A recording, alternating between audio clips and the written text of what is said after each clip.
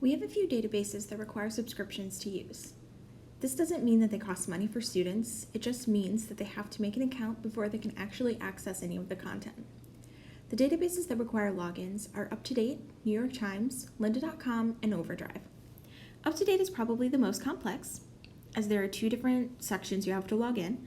If you go to UpToDate in the database list, it will open up to this Maryville off-campus access, even if you are on campus. So this will pop up no matter what.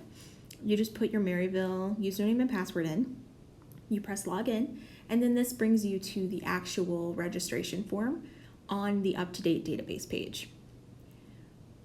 This account does expire, so sometimes people will call saying their account no longer works. All they have to do is go back in the database and register again.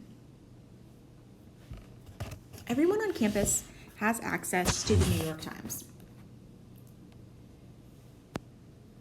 If you go to the database page,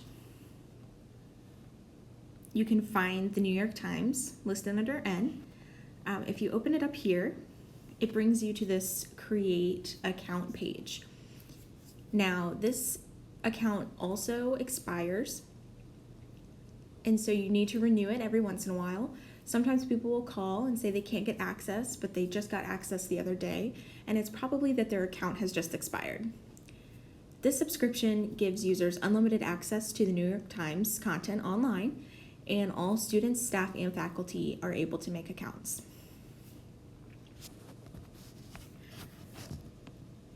Lynda.com is a great resource for tutorials and instructions, and it can be found here under the L's on the database page.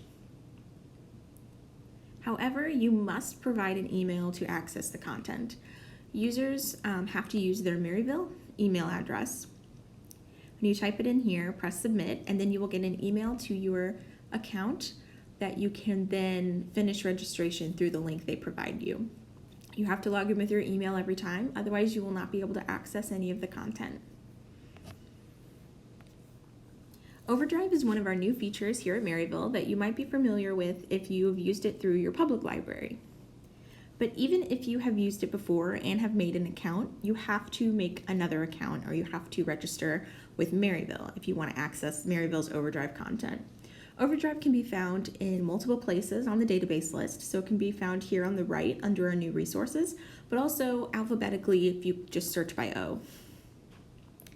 If you open it up here, you can open it up here in the database list, or if you already have the app downloaded, you can do this there. So I already have an account and I'm logged in, so this is what the Mobius page looks like, but you have to go in and say that you are part of Maryville's library to access the content on Mobius. These are the databases that require special logins, but remember, all Maryville databases need to be accessed through our website.